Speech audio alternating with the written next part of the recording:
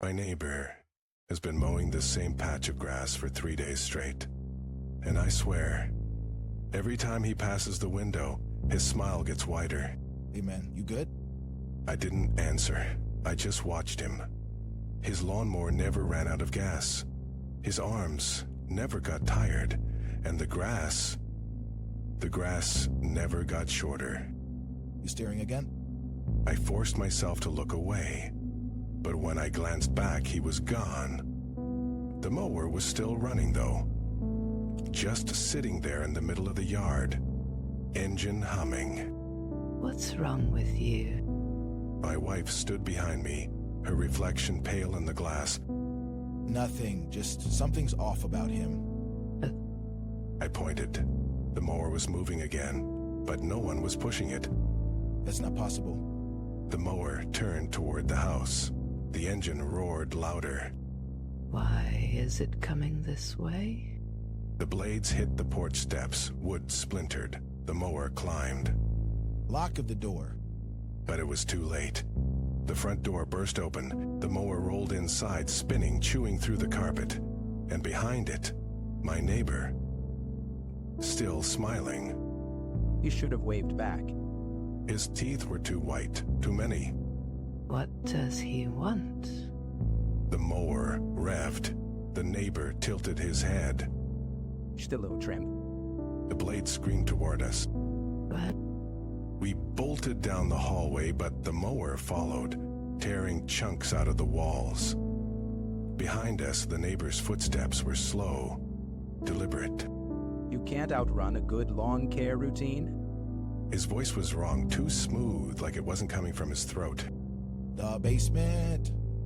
We slammed the door shut behind us, panting in the dark. The mower's engine growled upstairs. Then, silence. Did we lose him? A single drop of water hit my forehead, then another. I looked up. Oh, God. The ceiling was dripping, but not water. It was thick, red, and it smelled like fresh-cut grass. You missed a spot. His voice came from right behind us. We spun around. The neighbor stood in the corner, his smile stretching past his ears. His skin was peeling back in strips, like grass clippings. What are you?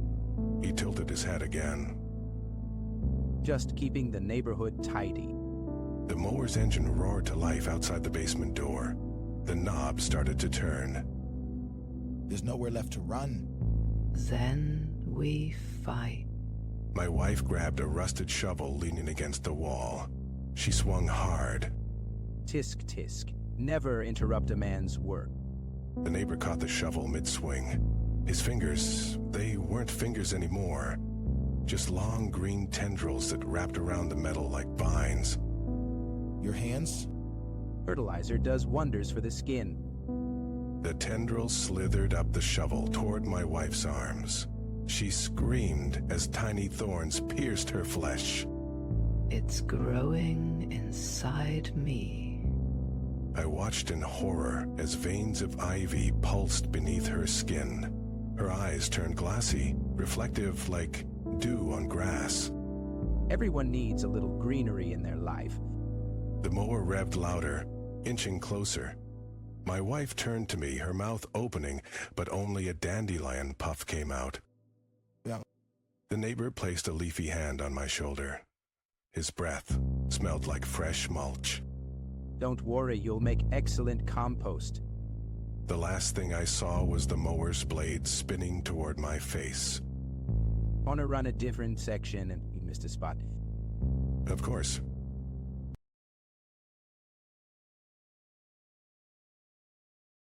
My neighbor's dog hasn't stopped barking for 3 days.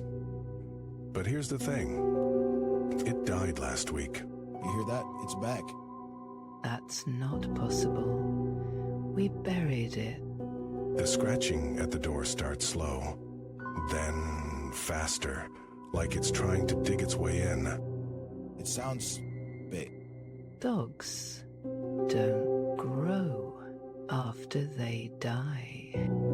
The doorknob rattles, not like a dog pawing at it, like something with fingers. Open up. I just want to talk. That's not the dog. Then what the hell is it? The voice from the other side of the door laughs. But it's wrong. Too many teeth in that sound. You really think burying me would work? I told you I'd never leave. We didn't bury you. We buried the dog. The door creaks open on its own. The hallway is dark. Too dark. And something's standing there. Oh, I know, but the dog was never the problem. In what was? The thing in the hallway steps forward. Its grin splits its face in half. You were... Run. Too late, the door's slammed shut behind them. The barking starts again, but this time, it's coming from inside the house. We don't have an attic. Then why does it sound like something's up there? The ceiling groans. Something heavy drags itself across the floorboards. You should have fed me. Fed you what? A wet, gurgling laugh drips down from the ceiling. The dog wasn't enough. I'm still hungry. What do you want? The lights flicker. In the flashes, they see it. Long, bony fingers curling around the attic door. We're leaving. Now. They bolt for the back door, but it's locked. The windows won't budge. The barking turns to snarling. It's not just one thing. There's more. Shadows peel themselves off the walls. Shapes with too many legs, too many eyes. You shouldn't have ignored the barking. What are you? The attic door creaks open. A voice whispers from the darkness. The thing that happens when you don't listen. Listen to what? The house goes silent. Then, from every corner at once, Run. Why can't I? It's holding us here. the shadows surge forward, wrapping around their ankles like vines. The attic door swings wide. Something drops to the floor with a wet thud. You should have run when you had the chance. What do you want from us? The thing in the attic crawls into view. Its body is wrong, joints bending backward, skin stretched too tight over bones. And its mouth is still moving. I want you to hear what the dog heard. It was just barking. The thing's jaw unhinges, a sound pours out. Not a bark, not a growl, a scream. The same scream their neighbor made the night before his dog died. Oh God. It wasn't barking. It was warning us. The shadows tighten. The scream grows louder, filling the house, filling their heads. Now you hear it too. Make it stuff. The walls begin to bleed. Is it over? The front door creaks open. Morning light spills in, revealing the empty hallway. No scratches, no attic door, just the faint smell of wet fur. We need to leave. Now? They step outside.